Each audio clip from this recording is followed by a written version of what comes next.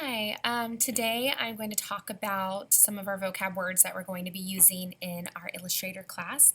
The first one is path, which I will also sometimes call an object. And I want you to know the difference between that and a segment, and finally an anchor point. So we're basically breaking down what is an object in Illustrator. So on my Illustrator page, I have already drawn a yellow rectangle, which you can see.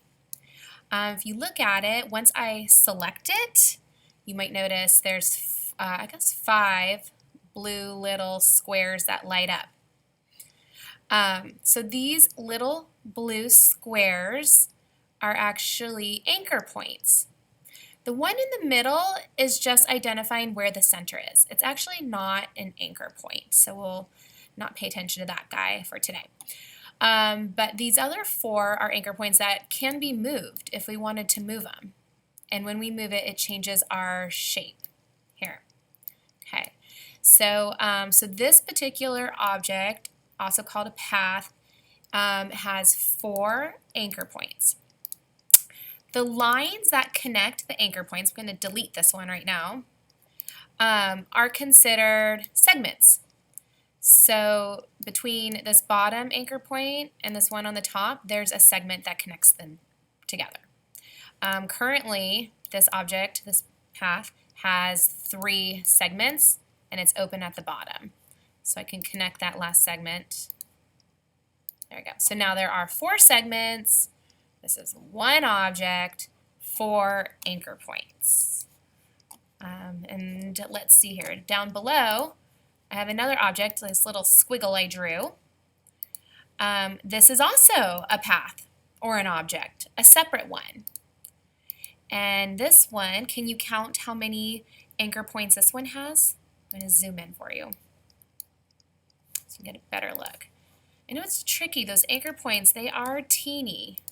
I'm going to select it again. You see how many anchor points?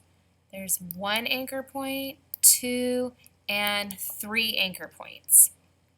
You'll also notice these bars with circles. These are handlebars. They dictate the shape of the curve of the segment. So you'll notice on our rectangle, our segment lines were straight. There's no curve. This one, the segment line in between anchor point number 1, anchor point number 2 is curved. And the shape of the curve is controlled by our handlebars. To change the shape, you have to hold the actual handle of the handlebar. A lot of beginners want to just hold anywhere on the bar, and it doesn't quite work that way. I'm going to say edit undo. You also cannot control the shape by holding the path. I mean, you can try, but you're not going to have as much control as you will if you just stick with the handle.